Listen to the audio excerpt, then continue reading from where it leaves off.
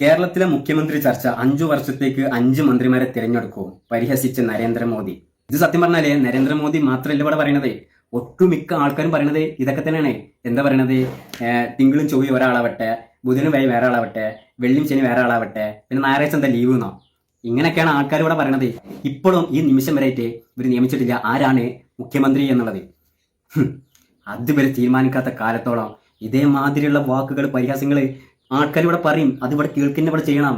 അതിനിപ്പം പ്രധാനമന്ത്രി ആയാലും ശരി, പ്രധാനമന്ത്രിയുടെ താഴത്തുള്ള ആൾക്കാരായാലും ശരി, ഏത് ആൾക്കാരായാലും തന്നെ ശരി, അവരെ കൊണ്ട് പറയിപ്പിച്ചതും ഈ പറയുന്ന കോൺഗ്രസ് പാർട്ടിയിലെ നേതാക്കന്മാരല്ലേ അല്ലേ? ഒരു മാന്യ മര്യാദക്ക് ഒരു സൈലന്റ് ആയിക്കാണ്ട് എല്ലാവരും കൂടി ഒന്ന് ഒരുമിച്ച് ഇരുന്നിട്ട് ആ ഒരു വീഡിയോ സജീഷണം കണ്ട് ആക്കിയാൽ ഇത്ര വലിയ പ്രശ്നം ചെല്ലോ. അപ്പോഴേക്കിനും അപ്പുറത്തുനിന്ന് വേറെ 2 ഗുദാമാൾ കൂടി കയറി നിൽക്കണേ. ഞങ്ങൾക്കും വേണം മുഖ്യമന്ത്രി സീറ്റ് ഇറങ്ങണ്ടേ. അപ്പൊ അത് പറഞ്ഞപ്പോൾ ഓർമ്മ ആ 2 ഗുദാമാൾ പറഞ്ഞുള്ള ഒരു കാര്യമുണ്ട്. ഫസ്റ്റ് ഒരാൾ പറഞ്ഞു കേട്ടോ.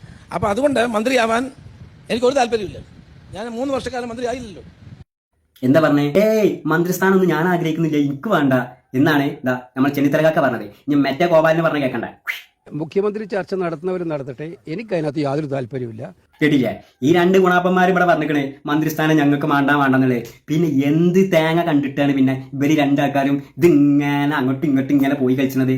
നിങ്ങൾക്ക് വേണ്ട നിങ്ങൾ പറഞ്ഞാണെന്നുണ്ടെങ്കിൽ നിങ്ങൾക്ക് ഒറ്റ വാക്ക് പറഞ്ഞാൽ പറയാം, ഞങ്ങൾക്ക് അതിന്റെ ആവശ്യമില്ല, ഞങ്ങൾ ഇവിടെ മുലക്ക കുത്തന്നോളാം, ആ സീറ്റ് മറ്റേ വീടിക്കാണ് കൊടുത്താളി എന്ന് പറഞ്ഞാൽ പോരെ. പിന്നെ എന്ത് കണ്ടിട്ടാണ് ഡൽഹിക്കും അങ്ങോട്ടും ഇങ്ങോട്ടും വണ്ടി കയറിക്കാണ്ട് ഓടണം? പിന്നെ എന്ത് കണ്ടിട്ടാണ്? ഇനിയെങ്കിലും ദയവ് ചെയ്ത് അങ്ങോട്ടും ഇങ്ങോട്ടും നമ്മളെ തല്ലൊന്നും മാറ്റിയിട്ട് ഒന്ന് ഞങ്ങൾ ആഗ്രഹിക്കുന്ന പോലെ വീടിനൊന്ന് മുഖ്യമന്ത്രി ആക്കൂ പ്ലീസ്.